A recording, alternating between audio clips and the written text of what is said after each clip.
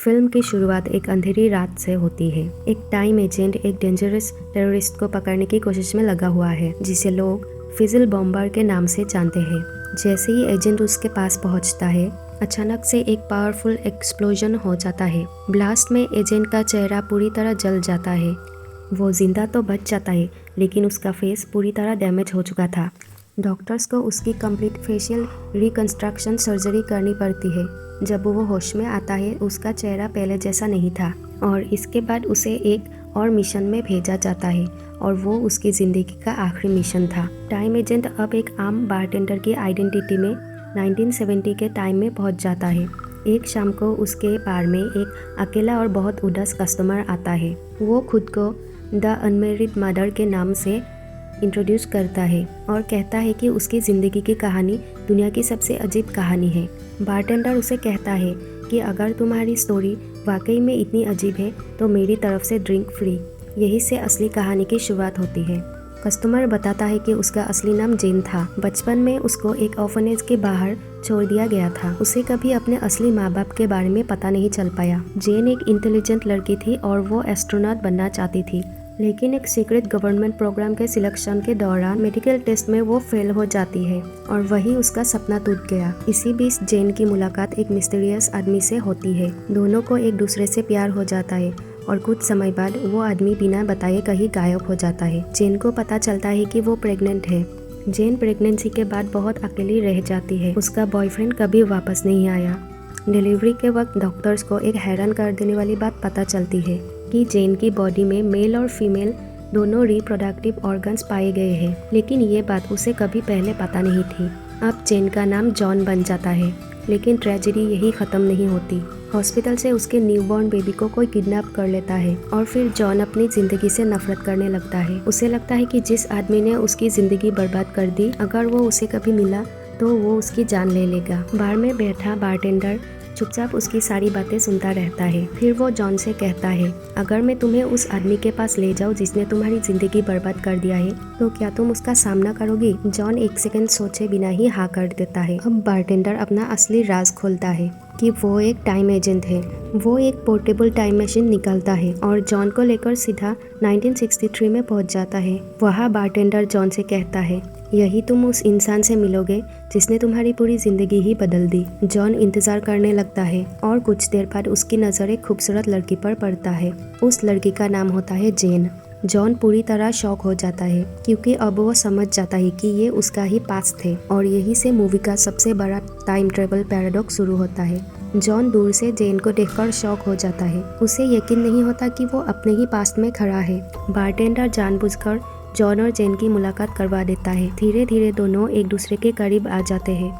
जेन को लगता है कि उसको अपना सच्चा प्यार मिल गया है, लेकिन जॉन के लिए ये सब बहुत अजीब है क्योंकि वो जानता है कि जेन उसी का पास्ट है। फिर भी जैसे जैसे वक्त आगे बढ़ता है, वो जेन से प्यार करने लगता है। एक दिन बारटेंडर जॉन से कहता है कि उसके पास एक जरूरी मिशन है और वो वहाँ से चला जाता है। जाने से पहले वो जॉन को एक टाइम मशीन देता है और कहता है कि एक खास वक्त पर इसको एक्टिवेट करना। जॉन और जेन एक साथ कुछ दिन खुशी के साथ बिताते हैं। फिर वही होता है जो पहले हो चुका है। जेन प्रेग्नेंट हो जाती है। इसी बीच जॉन को बारटेंडर का मैसेज मिलता है। मजबूरन वो टाइम मशीन एक्टिव करता है और अचानक वो फ्यूचर में चला जाता है। जेन को लगता है कि जॉन उसे धोखा देकर चला गया, लेकिन अब जॉन को सब समझ में आ चुका होता है कि जेन का जो बॉयफ्रेंड था वो खुद था और जेन से प्यार करने वाला आदमी भी वो खुद ही था और वही अपने आप को प्रेग्नेंट कर देता है।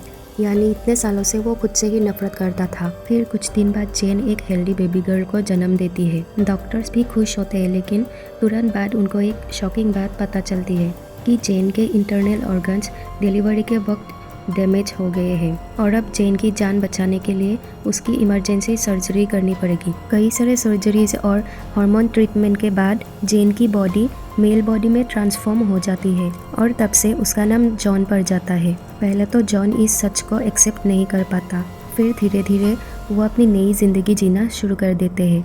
रात के टाइम एक मिस्टीरियस आदमी हॉस्पिटल में घुसता है। वो किसी को बिना पता चले जेन की न्यूबॉर्न बेबी को लेके टाइम मशीन से कहीं गायब हो जाता है और फिर 1945 में जाकर वही आदमी बेबी को ऑर्फनेज के बाहर छोड़ता है और ये बेबी वही है जो बड़ी होकर जेन बनेगी।